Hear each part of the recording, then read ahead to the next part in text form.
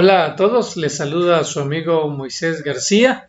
Me siento muy contento y agradezco a Dios la oportunidad de poder compartir con ustedes un nuevo tema. Y hoy traigo este tópico que es bastante controversial, especialmente en el mundo cristiano, pero que no es un tema nuevo, pero sí muy trascendental y que vale la pena que consideremos algunos aspectos. Es un tema bastante abarcante, pero ahora solamente quiero compartir con ustedes algunos datos y aspectos del origen tanto del Shabbat, como se le conoce a la Biblia, al día de descanso o específicamente el séptimo día, o el día del sol, porque domingo, Dominis Day, es el día venerable al sol, al Señor Sol, ¿verdad? O día del Señor, como algunos le conocen también. Son diferentes acepciones que hay de esta terminología, pero finalmente eso es lo que implica ese término, ¿verdad? Vamos a ver cómo esto ha sido acuñado a través de los tiempos. Vamos a ver especialmente lo que la palabra de Dios dice, porque es aquí donde gira en torno el conflicto entre el bien y el mal, y será allí donde culminará también la historia de la humanidad. Así que vamos a empezar viendo este tema, y lo primero que vamos a ver es lo que nos dice el Génesis, ¿verdad? El Génesis capítulo 1, donde se nos relata la creación. Y vamos a ver aquí que esto no es un intento de explicar quién es Dios y su origen, no, simplemente nos da evidencia de qué es lo que Dios está haciendo en favor de la humanidad. Y en este momento estamos viendo en el texto verso 5 que Dios está creando el inicio de la tierra. Y dice el verso 5: llamó Dios a la luz día y a las tinieblas llamó noche, y fue la tarde y la mañana de un día. Y ya también tenemos la versión textual de la Biblia, y dice: y llamó Elohim a la luz día y a la oscuridad llamó noche, y fue la tarde y la mañana día 1. Si se dan cuenta, esta versión es específica, día 1, ¿verdad? Que es la forma de computar el tiempo semanal. Dicho sea de paso, en muchas culturas como la alemana, como la rusa, ellos no computan el tiempo como nosotros, que comenzamos con el domingo, lunes, martes, miércoles, etcétera. De hecho, quiero mencionar que los nombres que aparecen en nuestros calendarios y aún, ¿verdad?, en nuestro ambiente occidental, no tienen nada que ver con la Biblia, ¿verdad? Son nombres que se le dan a los días porque así lo hacían las culturas paganas, especialmente los romanos, que es de donde viene más específicamente esta tradición. Así que en la Biblia no tenemos ninguna evidencia de los nombres de los días de la semana, porque como mencionaba, esto tiene que ver con deidades paganas. Domingo pues tiene que ver con el día del sol, ¿verdad? En inglés por eso dice Sunday, día del sol. Lunes, Monday, día de la luna. Así que si se dan cuenta, y la Biblia nos da claramente evidencia de que estos nombres son en honor a deidades que se habían hecho de los astros celestes, ¿verdad? Pero eso es antibíblico y además es idolatría. Y estamos entrando un poco ya al tema de la adoración.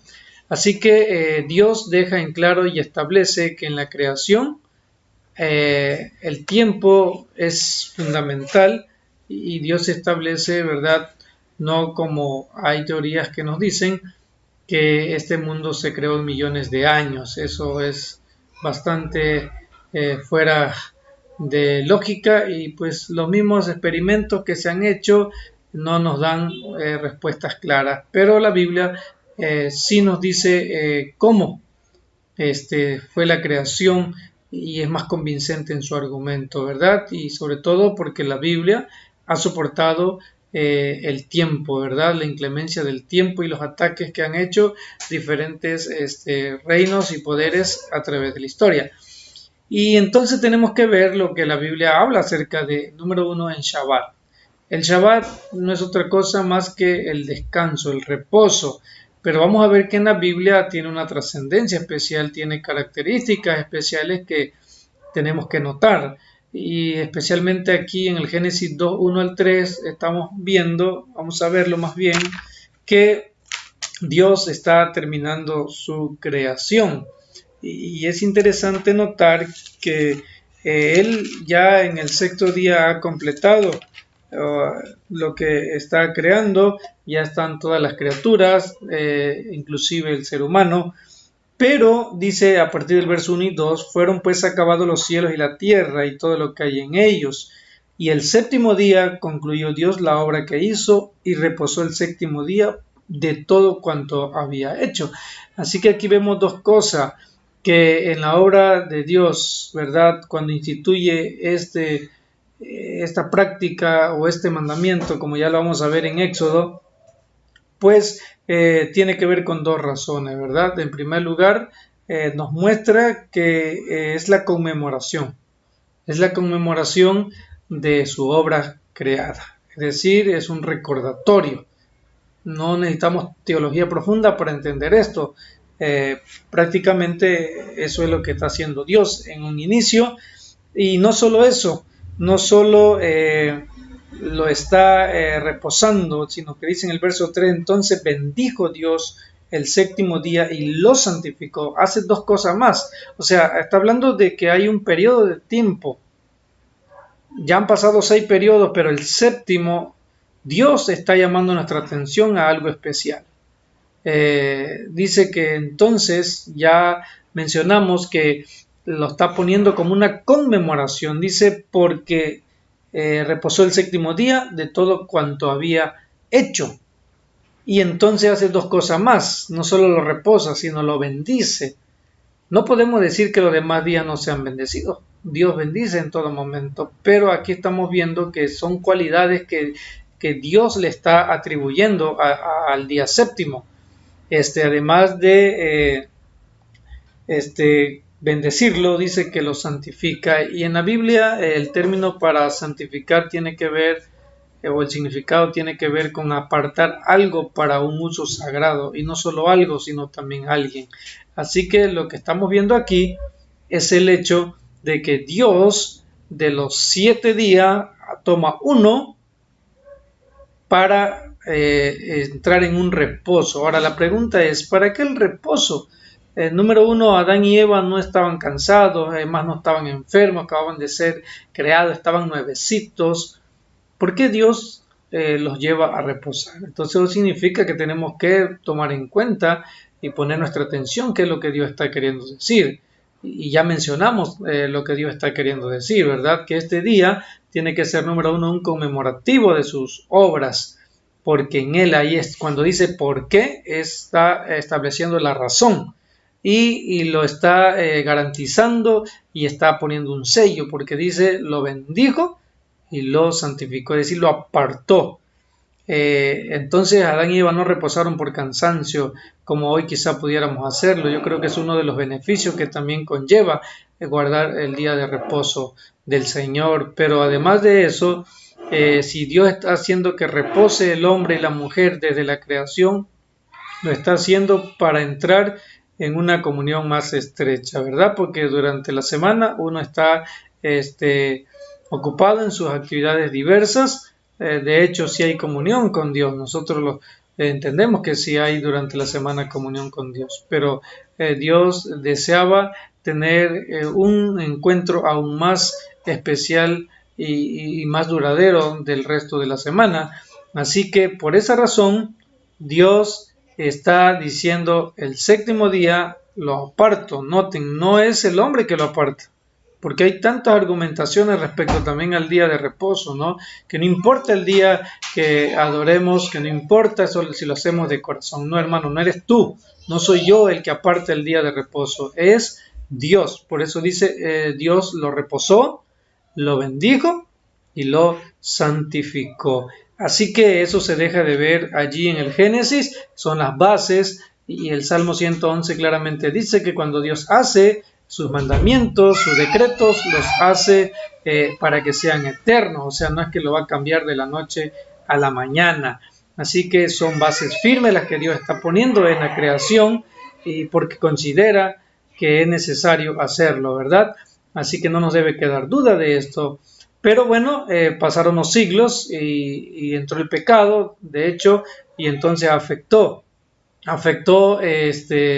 la observancia del día sábado en relación a que el pueblo de Dios, el que había decidido seguir su mandamiento, pues había extraviado, y entonces pues estando en Egipto como esclavos, allí ellos no tenían una observancia debida. Por eso Dios los saca finalmente, cumpliendo su promesa, los libera, y entonces le dice, al darle el decálogo que conocemos de Éxodo 20, le dice, ¿verdad? Número 1, acuérdate del día de reposo. Así que ahí volvemos a tener un paralelismo con Génesis 2:1, ¿verdad? Donde dice que que hagamos un recordatorio de sus obras. De hecho, además de eso, lo va a confirmar en el verso 11 cuando dice, ¿verdad? Porque en 6 días hizo Jehová los cielos y la tierra. Así que vemos cómo este mandamiento sigue en vigencia. No fue solo para los judíos, porque hasta este momento no existían los judíos. De hecho, en Génesis es la creación de la humanidad. No había una raza. Bueno, vamos a decir que después vino el surgimiento de las razas, pero aún así el mandamiento es claro, ¿verdad? Y Dios llama a un pueblo porque son aquellos los que están dispuestos a escuchar su voz, a pesar de los defectos y de todas las situaciones que podamos tener en la vida por ser pecadores. Dios está buscando corazones que deseen hacer su voluntad, no así con el resto de la humanidad, que ya desde aquel entonces se veía una marcada separación. Y si tuviéramos que hablar un poquito de la historia de la adoración, pues nos remontamos hasta la Torre de Babel, donde Nimrod construye esa torre, ¿verdad? En oposición a los planes de Dios, porque Dios había dicho que ya nunca más iba a destruir con agua, pero ellos dijeron, bueno, por si se le olvida a Dios, ¿verdad? Pero sabemos que Dios no se le olvida, Él cumple su palabra, pero más que eso era para hacerlo en una señal de contradicción y de oposición a nuestro Dios, porque dice, nos haremos un gran nombre, no estaban satisfechos con lo que Dios ya había dicho, así que por eso lo hacen, ¿verdad?, en una señal de rebelión.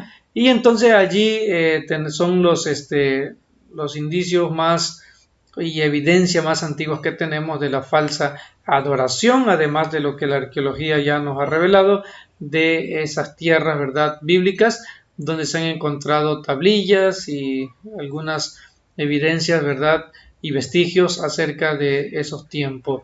Así que el pueblo de Israel es llamado una vez más a recordar el día de reposo, porque Dios lo está teniendo como vigente.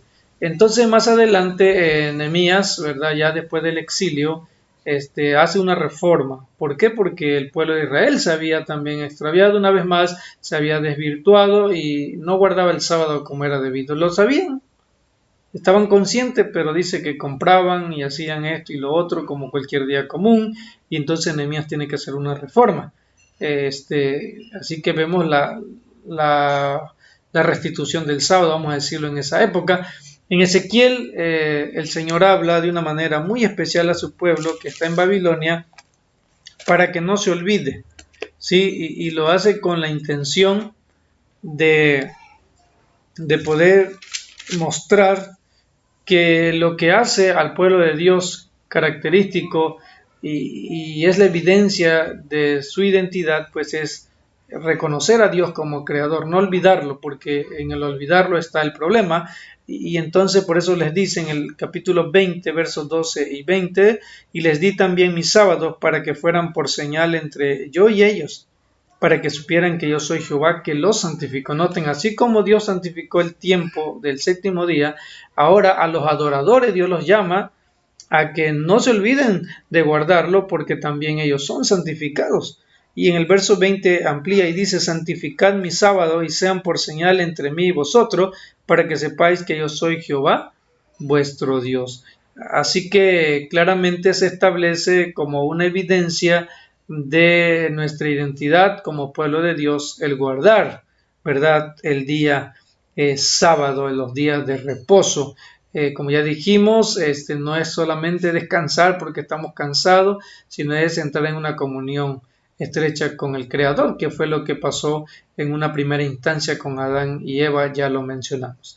Así que en el Antiguo Testamento se deja muy en claro esta observancia. Ahora, yo sé que hay argumentaciones que nos dicen que, pues bueno, es que el Antiguo Testamento fue para el tiempo pasado, y pues algunos arguyen que fue para el pueblo de Israel, pero ya vimos que aquí mismo en estos textos hay una evidencia de que esto no fue para el pueblo de Israel o los judíos. Los judíos no existían, ni el pueblo de Israel, cuando Dios fundamentó esta tierra y dio este mandamiento a la primera pareja humana. Y luego ya vimos también que el pueblo de Israel, cuando surgió de las 12 tribus o de los 12 patriarcas más bien, pues tampoco, ¿verdad?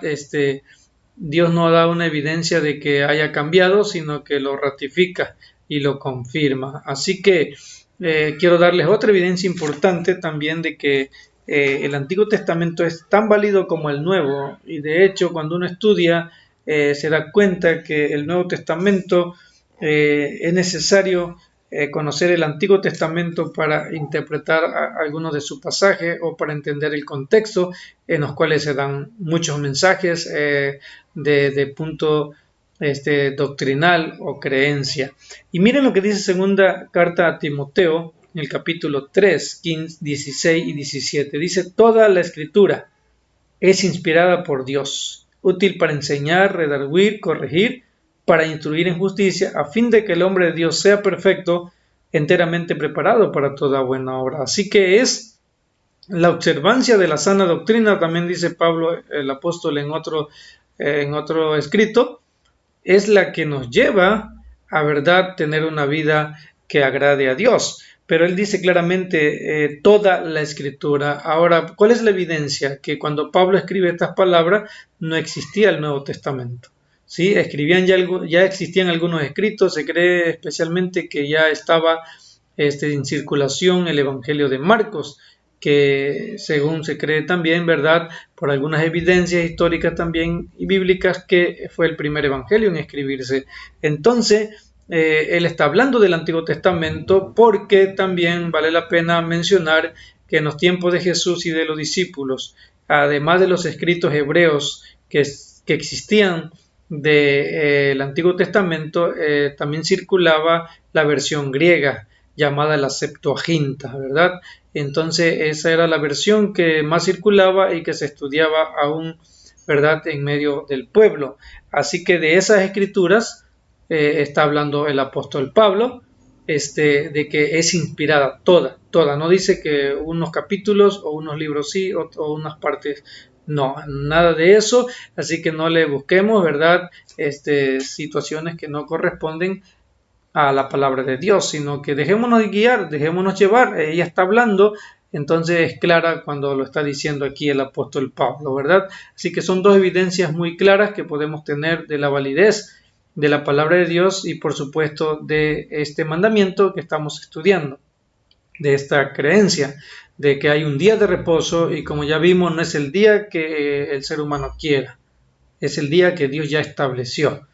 Ahora, en Lucas 4:16 vemos a Cristo como un ejemplo fidedigno de esta observancia. Y hay una palabra clave, dice conforme a su costumbre, porque si hay algo que Cristo también llamó la atención y quiso orientar a los fariseos, que eran los líderes espirituales de ese tiempo, era a que se coloque en su debida posición a los mandamientos de Dios. Eso lo dice San Marcos 7, ahí pueden leer, y no a las enseñanzas tradicionales de los ancianos y los líderes menciona, ¿verdad? Porque nada debe anteponer la palabra de Dios. No digo que no hayan tradiciones bonitas, pero no pueden tomar el lugar de los mandamientos de Dios. Y hablando del día de reposo, son días tradicionales o es un día tradicional el que se ha tomado y se ha puesto en lugar del día de reposo bíblico. Así que Cristo por eso dio evidencia. Además de eso, cuando dice costumbre en vez de tradición, está hablando de que es una práctica habitual, pero basada en un principio. La tradición no es basada en principios, es en costumbres, sí, en ciertos hábitos, pero que han sido generados por el hombre mismo. Esa es la gran diferencia. Las tradiciones son generadas por el hombre, más las costumbres, los buenos hábitos de la fe cristiana son basados en los mandamientos de Dios o en los dichos de Dios. Como dijo el salmista, ¿verdad? En el 119, en mi corazón he guardado tus dichos para no pecar contra ti. Así que no siempre tiene que llevar la acentuación de mandamiento. Este mandamiento os doy o esta orden, no, sino un dicho de Dios que nos da una indicación, que nos da una orientación, un consejo, tiene esa trascendencia de ser un mandamiento y que obviamente, como dice su palabra, el guardarlos trae vida al creyente. Entonces también en Hechos 17:2 tenemos un pasaje muy similar, ahora en la persona del apóstol Pablo. Alguien argumentaba en alguna ocasión que Pablo iba a predicarle a los judíos en sábado porque ese era el día que se reunían en la sinagoga, pero que no está diciendo que Pablo guardaba el sábado. Pero ese argumento no es válido, ya que Pablo está hablando de su persona, dice era su costumbre. Entonces si la observancia del sábado ya en sus días ya no era válido por la resurrección de Cristo, que es el argumento más popular que hay, entonces Pablo en alguna mención de sus actividades aparecería guardando el domingo. De hecho, si hay textos que nos hablan de que hubo en alguna reunión.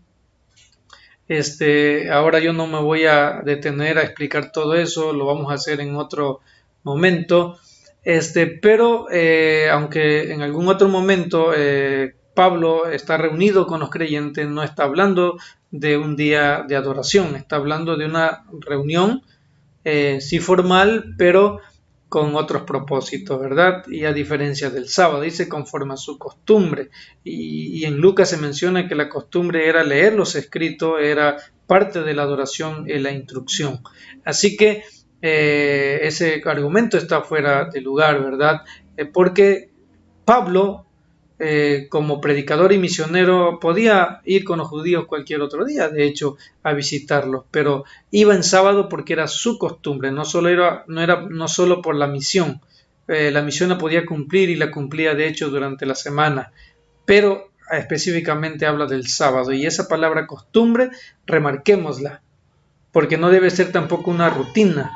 Isaías 58, 13 y 14 dice que el día del Señor debe ser una delicia. Ese es otro problema en que el mundo cristiano también ha caído en estos tiempos. Y por último, de las citas que estamos mencionando, tenemos Isaías 66, 21 y 23.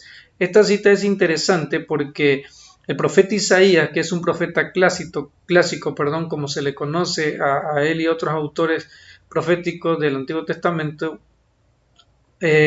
escribieron para el tiempo del pueblo de Israel. Es muy cierto. Era el plan de Dios que el pueblo de Israel recibiera estas promesas, y por eso había tenido un llamado, y en Isaías mismo le dice: ustedes son mis testigos.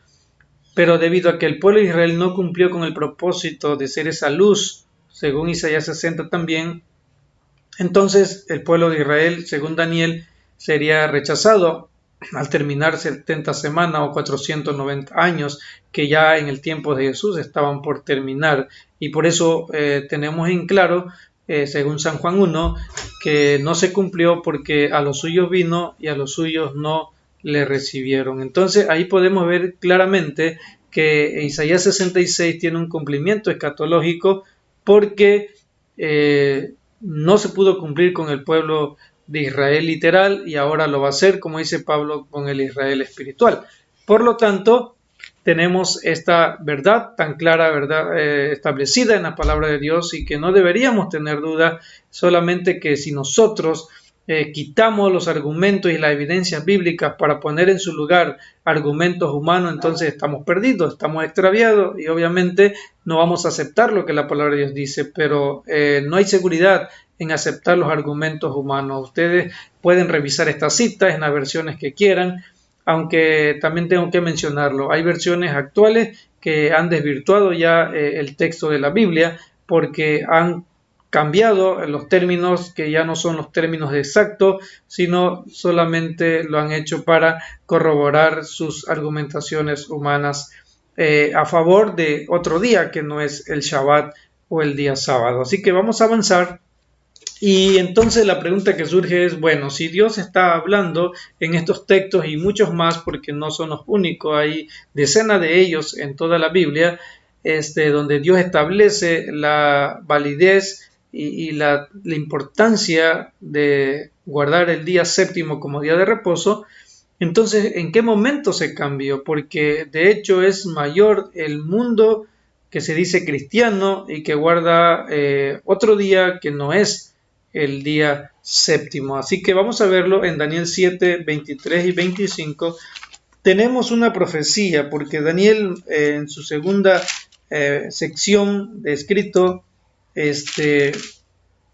aunque también en la primera sección que se le conoce como histórica, también hay partes de profecía. A partir del capítulo 7 se amplían más estos anuncios proféticos y especialmente comienza en el capítulo 7 hablando de 4 grandes reinos que dominarían la tierra, partiendo desde el tiempo en que Daniel está recibiendo la visión, y que el imperio que gobernaba entonces era el babilonio, que también a través del profeta Jeremías le dio aviso al pueblo de Israel diciéndole que Babilonia sería un instrumento en las manos de Dios para castigar sus maldades y llamar su atención. Así que Dios, como Daniel le dijo también a Nabucodonosor, es el que pone rey y quita reyes. Todo está bajo el control de Dios, aunque a veces los poderes humanos quieran jactarse de que tienen el control, pero en realidad es Dios. Claro, Dios ha dado un hermoso don que se le conoce como el libre albedrío, y de su uso depende nuestro éxito. De su uso depende también nuestro destino futuro. Y entonces tenemos aquí en Daniel 7, no vamos a leer todo, pero vamos a leer a partir del verso 23 para ubicarnos en la última parte de la historia y donde iba a haber este atentado, ¿verdad?, contra la ley de Dios y especialmente este mandamiento, porque dice Daniel 7, 23 al 25, y dijo así: la cuarta bestia será un cuarto reino en la tierra, el cual será diferente de todos los otros reinos, y a toda la tierra devorará, trillará y despedazará. Los 10 cuernos significan que de aquel reino se levantarán 10 reyes. Aquí estamos viendo una transición, ¿verdad? Comienza con un imperio unido, pero luego hay una división. Y dice, se levantarán 10 reyes y tras ellos se levantará otro. Una tercera transición, o segunda más bien, porque del imperio unido a los reyes sería una primera transición, y entonces luego viene una segunda transición que dice que este otro que se levantaría, que más adelante en el 8.14 lo amplía más la explicación y allá lo define y lo muestra como un cuerno pequeño. Aquí dice que será diferente de los primeros y derribará a 3 reyes. Y entonces a continuación vamos a explicar un poquito el tiempo de esto. Y no solo eso, estos son características de eventos o información de eventos que nos muestran cómo identificar este poder. Y entonces el 25 dice que no se limitaría solo a un asunto de conquista y política, sino dice, hablaría palabras contra el Altísimo es Dios, claro, y a los santos del Altísimo, es decir, a los que sirven a Dios, al pueblo de Dios, quebrantaría y pensaría, dice, en cambiar los tiempos y la ley, y aún así serían entregados en su mano hasta tiempos y medio tiempo. Así que aquí tenemos todos los elementos necesarios para descubrir qué poder es este, y vamos a tratar de mencionarlos y extraerlos así rápidamente. Número 1, vale la pena mencionar que aquí claramente a Daniel se le dice, la cuarta bestia será un cuarto reino, así que ahí no hay ninguna confusión. Cada bestia que se está mostrando, como particularmente esta cuarta bestia, es un reino. es una nación, es un poder humano que está al mando, ¿verdad? Ya sea del mundo o de una sección, pero aquí está hablando de imperios universales, en este caso del mundo antiguo conocido. Y entonces dice que este cuarto reino sería diferente a los otros tres. Número uno habla de su crueldad. Devorará, trillará y despedazará, es decir, a pesar de ya destruir, hollaría a tal grado de querer hacer polvo a sus, ¿verdad?, conquistados. El otro aspecto interesante es que dice que en algún momento se dividiría en 10 reinos. Entonces vamos a la gráfica. Aquí tenemos una gráfica donde tenemos representado este periodo del cual está hablando Daniel, donde este poder tendría esa osadía de cambiar los tiempos y la ley. Y cuando hablamos de tiempo, ya vimos, estamos hablando de la adoración y del mandamiento del día de reposo. Entonces Daniel nos está diciendo que en un primer lugar, cuando suba este reino, ¿cuándo sería? Dice que sería el cuarto, así que nosotros tendríamos que ir hacia atrás para darnos cuenta y saber qué poder es este. Entonces, si este es el cuarto, el tercero, el segundo y el primero, ¿cuáles son? Bueno, ya mencionamos un aspecto o un dato. La primera bestia que se menciona a Daniel es el reinado de Babilonia, porque es cuando está recibiendo estas visiones. Y entonces, ya en las otras profecías que son paralelas del capítulo 2 y del capítulo 7, pues entonces vamos a entender que comienza con Babilonia. Y el segundo reino después de Babilonia, en el 539, fue Media y Persia, con Ciro el Grande y todos ellos. Y después de este imperio vino el imperio greco-macedónico con Alejandro Magno, ¿verdad? Y entonces eso fue en el 333, que duró hasta el 168. Ahora, ¿quién continuaría después del imperio greco-macedónico? Bueno, no hay tanta profundidad teológica en esto, ¿verdad? La historia nos dice que después del imperio greco-macedónico, el que gobernó el mundo fue la Roma, que también fue en el tiempo en que Cristo vino a nacer a este mundo. Todo era parte del drama de las profecías también que tenían que cumplirse. Así que el imperio del cual está hablando Daniel, que intentaría cambiar los tiempos y la ley, es Roma, el imperio romano. Pero este imperio no quedaría siempre con sus mismas características políticas como los anteriores. Por eso dice que sería diferente, y una característica que lo hace diferente es las transiciones, porque este poder está sufriendo transiciones. Este poder nunca desaparece después de ese tiempo en que sube en el 168, ya no desaparece hasta el fin del tiempo. Eso es un dato interesante. Lo que hay que ver es la transición.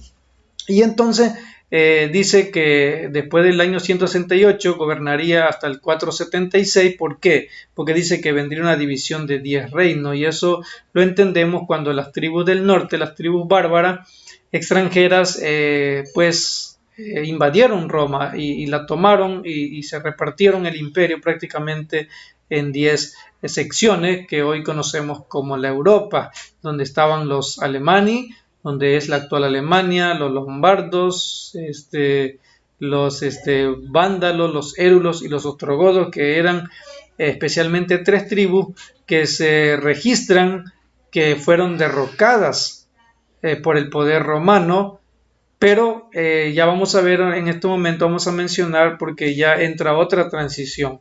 En el 476 se dividen las tribus, entran, hacen su conquista, pero hay un dato interesante en estas fechas, ¿verdad? Para este tiempo, cuando el imperio iba en decadencia y ahora vienen las tribus bárbaras a conquistarla, al imperio, está sucediendo algo.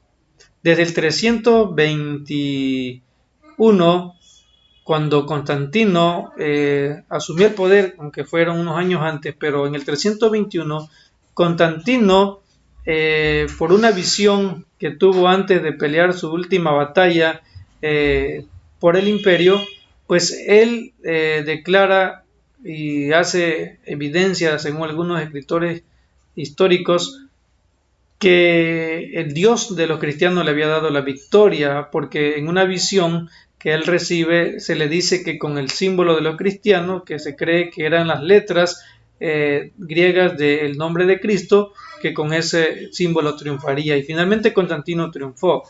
Así que en el 321, lo vamos a ver más adelantito también más ampliamente, él lanza un edicto, ¿sí? Y entonces le da ciertas facultades también por este tiempo a los cristianos en general, les devuelve sus casas que le habían sido confiscadas, sus terrenos, en fin, muchas otras cosas. Ahora, entonces ya la iglesia que era perseguida en el siglo II, en el siglo III, ahora ya ha tenido otro lugar prominente, ¿no? Está teniendo influencia en el gobierno, está teniendo lazos con el gobierno, lo vamos a ver, a detallar un poquito más adelante. Entonces, ahí se cuenta un episodio de que cuando Atila el Huno vino para destruir Roma, él misteriosamente se retira y desiste de conquistar a la Roma de aquel momento, del César, que por cierto el emperador ya no estaba en Roma porque estaba ubicado en Constantinopla, que era la segunda capital, o se convirtió en la segunda capital de Roma cuando Constantino la construyó en honor a sí mismo y llevó para allá la capital. Entonces finalmente sabemos que Roma se divide en dos fases, en dos secciones, perdón, la que es Roma occidental y donde está Italia, y la Roma oriental, toda la zona, ¿verdad?, del oriente, donde está Constantinopla. Entonces allá estaba el emperador refugiado, y cuando llega Atila el Huno, dispuesto para destruirla, conquistarla, porque ese era su objetivo, desistió. Hay un escritor que nos menciona, un historiador, que lo que pasó fue que el obispo de Roma, el Papa León,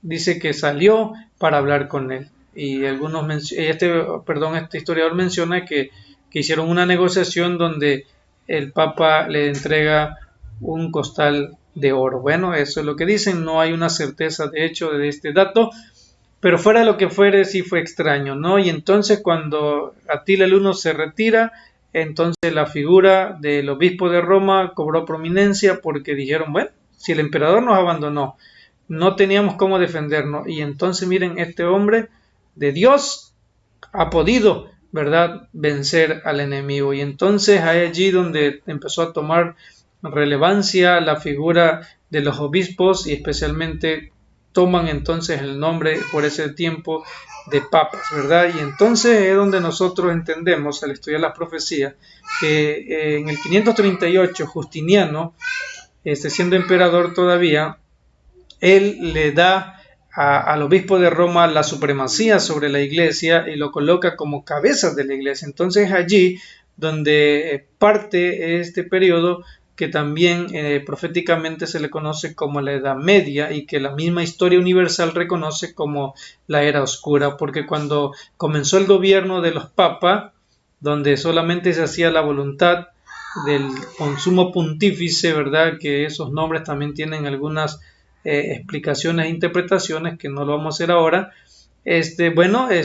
Fue muy difícil, porque se empezó una persecución contra aquellos que no estaban de acuerdo a seguir las indicaciones del sumo pontífice, especialmente cuando en esos años, ya de hecho había venido desde el siglo III la lucha por la infiltración de doctrinas erróneas, pero cuando Constantino logró el poder de Roma en el 325, influyó en el concilio de Nicea para que se cambiara la veneración del día sábado al día primero de la semana. ¿Por qué? Hay dos razones.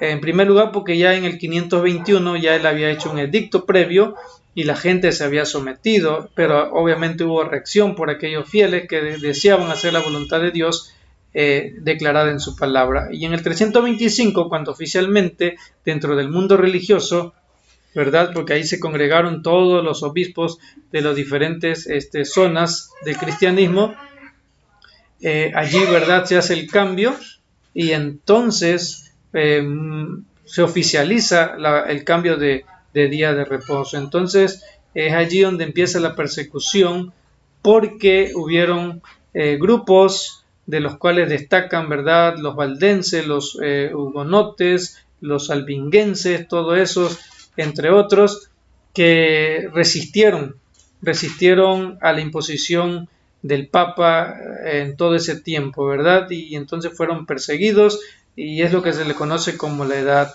Media o la Edad Oscura, según la historia universal, porque fue persecuciones inclementes, persecuciones sangrientas que se realizaron, ¿verdad? Y no se diga nada por el año o por el siglo XII, ¿no?, cuando se fundó las cruzadas, y entonces eso fue aún más triste, ¿verdad?, por la sangre que fueron derramadas de personas inocentes. Entonces, ahí está la profecía, ¿verdad? Está la transición, ya dejó de ser el César, el emperador, el que mandaba en el imperio, ahora toma las riendas del poder político y religioso el Papa. Y hay evidencia, hay historia, hubo un rey que fue llamado por el Papa porque quería que compareciera para llamar su atención, porque estaba simpatizando con los protestantes, y entonces eran unas fechas de invierno, y entonces la historia nos menciona que este rey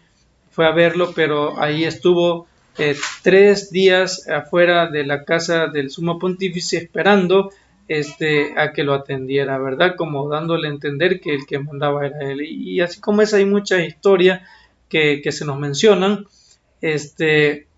y fue en ese tiempo, pero la profecía decía que después del tiempos y medio tiempo, que ya traducido proféticamente son 1260 días o 3.5 años proféticos, al final de esos 1260 años, porque esa es la regla de conversión día por año, terminaría su poder, pero parcialmente. ¿Sí? Y Apocalipsis 13 nos habla, haciendo referencia a este mismo periodo, de que sufriría una herida mortal, y eso fue en 1798, cuando el general Berthier pues tomó preso al Papa Pío VI. Allí lo saca de Roma y lo lleva exiliado a Valencia, ¿verdad?, donde Francia tomaba la preeminencia del poder en esos tiempos, y entonces es allí donde se le acerta, ¿verdad?, esa herida mortal, porque ya no tenía la capacidad ni la autoridad para poder subyugar a ningún reino o poder, ni a las personas. Pero a partir de allí empezaría una fase también de recuperación. Parte de esa recuperación fue la que Benito Mussolini en 1929, ¿verdad?, con el Tratado de Letrán, pues le empezó a dar una vez más su lugar a este poder, porque le otorgaron, ¿verdad?, un estado en el cual era o es independiente, y que tendría un sistema de gobierno también representativo. Esa es la etapa en que estamos viviendo, en una fase de recuperación, porque como mismo Daniel lo dice, que en los días de esos 10 reinos, o sea, esos 10 reinos no han desaparecido, todavía existen, y son los que van a impulsar en la fase final al poder, en este caso el poder católico romano, tenemos que decirlo, ¿verdad?, porque es allí donde encajan todas estas características que Daniel estaba hablando, porque lo interesante y lo clave de las profecías es que son secuenciales, ¿verdad? Hay una secuencia en el tiempo, los eventos son secuenciales, entonces no hay manera de echar de un lado estas interpretaciones, porque se cumplen exactamente en este poder. Finalmente el papado llegó a ser un poder romano, ¿verdad?, aunque lleva el nombre de Iglesia Católica Apostólica, pero es romana. El apostólico ya nada más quedó allí, ¿verdad?, pero no tiene sus fundamentos en la Biblia, ni como decía el apóstol Pablo, el fundamento de los apóstoles, ¿verdad?, no está allí, ya porque sus prácticas, su doctrina, su enseñanza son totalmente fuera de la Biblia, aunque haga referencia en algún momento de ella. Así que así fue que, o es así como Daniel nos presenta un bosquejo de este atentado.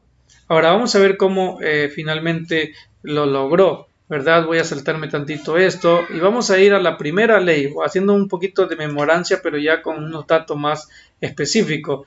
Aquí, en este código de Justiniano que se le conoce, ya mencionamos esto ya por el 538, por ese tiempo, dice que en ese código pues se aparece esta mención, que la primera vez que surgió la observancia del día domingo como un deber legal fue en una constitución de Constantino en el año 321 después de Cristo, estableciendo que todas las cortes de justicia, habitantes de todos los pueblos y talleres debían estar descansando el domingo, o sea, el Venerabili Dies Solis, ¿verdad? O sea, el venerable día del sol, con excepción de aquellos que estaban involucrados en trabajo agrícola, o sea, que era una ley parcial, no era totalmente abarcante en su observancia. Ahora, quiero detenerme a mencionar también otro aspecto interesante. ¿Por qué Constantino dio ese dicto? ¿Por qué Constantino apoyó la observancia de un día que no correspondía al día bíblico? En primer lugar, Constantino no era cristiano. Él reconoció, según datos históricos, que el Dios de los cristianos le había dado la victoria, pero él, según un historiador, no se bautizó cuando él tomó el poder y liberó de la persecución a los cristianos. Se bautizó poco tiempo antes de morir, pero antes de eso él era un devoto adorador del sol invicto, que esa era una práctica que los romanos habían traído de los fenicios en realidad, porque de los fenicios y todas esas culturas es que donde encontramos la adoración al día del sol, o más bien al sol, ¿verdad? Y que ellos lo veneraban o lo adoraban el primer día de la semana. Entonces, por esa razón es que Constantino era partidario, por así decirlo, o era adorador de esta deidad, y entonces la ensambla en las prácticas de la iglesia cristiana de aquel tiempo, ¿verdad? Y entonces ahí es donde comenzó todo este problema, el cambio que ya mencionamos también. Era Roma el que lo tenía que hacer, la cuarta bestia intentaría cambiar los tiempos y la ley. ¿Por qué dice que intentaría? Porque aun cuando pueda ser oficialmente establecido en este mundo, Dios no lo ha establecido. Es un mandamiento humano. Y entonces nosotros solamente debemos reconocer los mandamientos de Dios. Así que también se nos menciona aquí que por esta época ya Constantino había abierto las puertas a los cristianos para acceder a los más altos cargos de la administración, consulado, prefectura de Roma, prefectura del Pretorio. Entonces se estableció el domingo como el día obligatorio de reposo en todo el imperio, y los cristianos cambiaron desde el sábado al día siguiente el horario de sus cultos. ¿Se dan cuenta? Esto nos lo dice la Enciclopedia Ilustrada de la Historia de la Iglesia, página 61. Entonces, notemos claramente las evidencias históricas que nos dicen que este cambio, este atentado se cumplió de acuerdo a la profecía de Daniel, y fue por Roma, porque comenzó con Constantino. Muchos no quieren encontrar esa o no aceptan esa relación, y que Constantino fue quien jugó el papel principal en este cambio. Claro, la iglesia cristiana, luego al evolucionar en iglesia católica apostólica romana, lo adoptó, pero ya desde esos entonces, noten, este dato es importante, estamos hablando desde el siglo IV. Entonces, no fue Dios el que estableció este. El argumento popular es que por la resurrección de Cristo, pero eso no está en la Biblia, no existe una indicación. Si así fuera, Cristo lo hubiera dicho después de resucitar, porque dice que estuvo por varios días apareciéndole a sus discípulos, y más aún al apóstol Pablo, quien fue uno de los apóstoles y misioneros que Cristo llamó después o último. en cuanto al apostolado y no le reveló ningún tipo de cambio respecto al día santo. Así que estas son las evidencias de que no es Dios el que hizo el cambio del día de reposo, fue el hombre que ya estaba profetizado a través del imperio romano y que tendría su transición en el imperio papal, ¿verdad? De esta práctica o de esta tradición, pues se ha derivado, ¿verdad?, un término llamado constantinismo y que muchos gobiernos lo están acuñando a través de las filosofías que hoy están uniéndose para formar un nuevo orden mundial. Se ha estado escuchando mucho de eso, ¿verdad? Estoy seguro que muchos hemos escuchado de esto, pero tiene que ver con esto, porque el constantinismo es la idea de que cada nación debe tener una sola religión. Ya el ecumenismo está haciendo ese trabajo, ya ha logrado tener la mayoría de adeptos de las religiones del mundo, porque dicen ellos que ya no debería haber tantas confesiones, solamente una. Y el ecumenismo lo está logrando a través de unir los puntos comunes. Y un punto común es la observancia del día de reposo, porque ellos guardan el primer día de la semana, aún las religiones que no son cristianas. Y dice aquí que el principio entonces se deriva su nombre del emperador romano Constantino, ¿no? Él fue el que instituyó este asunto del cambio y consagra la unión de la iglesia y el Estado, cosa que Dios no está de acuerdo porque Cristo mismo lo dijo: al César lo que es del César y a Dios lo que es de Dios. Claro, tenemos que obedecer a nuestras autoridades, claro que sí, tenemos que cumplir con nuestras responsabilidades como ciudadanos, tenemos que hacerlo. Pero Pedro también nos da otro principio en Hechos 5:29, ¿verdad? Dice: es preciso obedecer a Dios antes que los hombres. Cuando el hombre trata de imponer una ley que va en contra de la voluntad de Dios y que trata de someter a la desobediencia al pueblo de Dios, entonces el pueblo de Dios no está obligado a obedecerlo, aún a las consecuencias que puedan venir. Para ir finalizando, quiero compartir estas declaraciones de Elena G. de White en el libro Mensajes Selectos, tomo 3.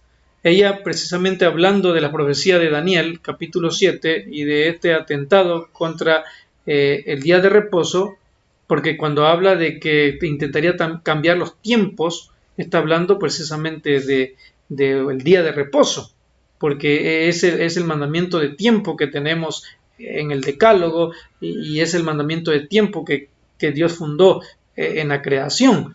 Y la ley porque allí está reflejado, ¿verdad?, para recordatorio del ser humano, no para los judíos, aclaro, es para todo ser humano que desee obtener de Dios la salvación, ¿verdad?, en Cristo Jesús. Y entonces esta autora dice que en la guerra que se librará en los últimos días estarán unidos en oposición al pueblo de Dios todos los poderes corruptos que han apostatado de su lealtad a la ley de Jehová. Esto lo dice en contexto porque decíamos la mayoría de los grupos y confesiones cristianas adoran en un día que no es el de la Biblia, sino el que fundó un hombre, ¿verdad?, que ya sabemos que es Constantino y que la Iglesia Católica adoptó. Y dice que en esta guerra el sábado del cuarto mandamiento será el gran punto en discusión, pues en el mandamiento del sábado el gran legislador se identifica así como el creador de los cielos y de la tierra. Yo les pregunto, ¿en qué otro mandamiento podemos encontrar esta relación o esta trascendencia o importancia del atributo de Dios como creador? En ningún otro. Y es que solo Él se merece la honra y la gloria, y solo Él merece recibir la adoración en el día que Él ha establecido. ¿Por qué? Porque Él es el creador. No fue María, no fue Pedro, no fue Pablo quienes crearon a este mundo ni a la vida humana. Fue Dios. Y toda la Biblia recalca que ese atributo de Dios es el que se reconoce como la razón y la motivación principal para adorar. Reconocer que Él es nuestro creador. Dice el Salmo 100 que nosotros no nos hicimos a nosotros mismos, fue Dios, que somos ovejas de su prado. Entonces en ese reconocimiento viene como respuesta del ser humano, de la criatura hacia el Dios, en una adoración que tiene tiempo y tiene forma. El tiempo es el séptimo día y la forma obviamente tiene que ser de acuerdo también a lo que la Biblia nos menciona. Otra gema más, dice que los que están haciendo un esfuerzo para cambiar la Constitución, está hablando de Estados Unidos, porque la autora es de allá, y obtener una ley que imponga la observancia del domingo, no se dan cuenta de lo que será el resultado. Una crisis está por sobrecogernos, eso lo dice en su libro Joya de los Testimonios, tomo 2. Y entonces podríamos mencionar algo más, pero quiero detenerme allí. Y quiero terminar invitando a todo aquel que está escuchando este mensaje. Dios ha hablado claramente cuál es su voluntad. No la desechemos por aceptar argumentaciones humanas. Es que mi papá, es que mi pastor, es que mi líder religioso, es quien sea que diga, y la argumentación que ponga de que el día de reposo se ha cambiado, no es válido. ¿Sí? No es válido porque la Biblia solamente reconoce y establece un día de reposo, y ese es el día séptimo, y que tiene 3 características, te las recuerdo. Es día de descanso para entrar en una comunión obviamente con Dios, no es de holgazanería, no es de inactividad, es para entrar en una comunión más estrecha con Dios, y que es un recordatorio porque Dios nos creó, Él es el creador. Número 2, dice que lo bendijo, tiene la bendición de Dios en especial y lo hace diferente de los otros días, y lo santificó, es decir, lo consagró para su adoración. No nos engañemos, no te engañes ni te dejes engañar, ¿sí? De que por lo que alguien diga, ni porque tenga estudios en doctorado de teología, ni en latín, griego o hebreo. La palabra de Dios es clara y Dios dejó algo que pudiéramos comprender. Y si tú lo haces con devoción y con sinceridad, pero sobre todo buscando la dirección de Dios, la dirección de su Espíritu para conocer la verdad, Cristo lo dijo, y conoceréis la verdad, y la verdad os hará libre. Así que, mi estimado amigo, te invito a que tomes tu decisión basado en tu estudio y en tu relación con Dios. Te animo a que estudies. Estamos viviendo tiempos trascendentales donde se tiene que decidir el destino de la humanidad, pero solamente habrán dos lugares, 2 posiciones. Obviamente una será la incorrecta y la otra será la correcta, porque Cristo lo dijo, hay un camino ancho y uno angosto. ¿En cuál tú quieres estar? Porque el angosto es el que es difícil, el que, digo difícil por la naturaleza que tenemos, pero con ayuda de Dios podemos vencer, podemos cumplir la voluntad de Dios, y dice que al final está la vida eterna. Pero también está el camino ancho, el de los placeres, el de la diversión, el donde no te limita nada, aún a costa de tu destrucción, pero ese lleva, válgase la redundancia, a un destino fatal. Así que Dios te bendiga, mi estimado amigo, mi estimado hermano que me estás escuchando. No me escuches a mí, escucha la voz de la palabra de Dios. El Shabbat es el día del Señor. En otro estudio, y si alguien quiere, y si ustedes creen que sería bueno hablar un poquito más de los textos de la Biblia, porque hay muchos textos que aclaran más esto, podemos hacerlo. Déjanos un mensaje, danos like ahí en YouTube o en Facebook, y entonces vamos a hacer otro documental o otro tema de investigación respecto a los textos que en la Biblia se encuentran acerca del Shabbat, ¿verdad? Como día del Señor. Y termino con esta cita de San Marcos 2, 27 y 28, donde el Señor claramente, nuestro Señor Jesucristo lo dice, ¿verdad? Y Él lo establece como el fundamento de su señorío. Noten, San Marcos 2, 27 y 28 dice de la siguiente manera: pero también les dijo, el sábado fue hecho por causa del hombre y no el hombre por causa del sábado. Por tanto, el Hijo del Hombre es Señor aún del sábado. Así que la pregunta se contesta fácil. ¿Cuál es el día del Señor? El séptimo día, ¿verdad? Porque dice, Él es el Señor del sábado, del reposo santo. Así que Dios te bendiga, es mi deseo y es mi oración.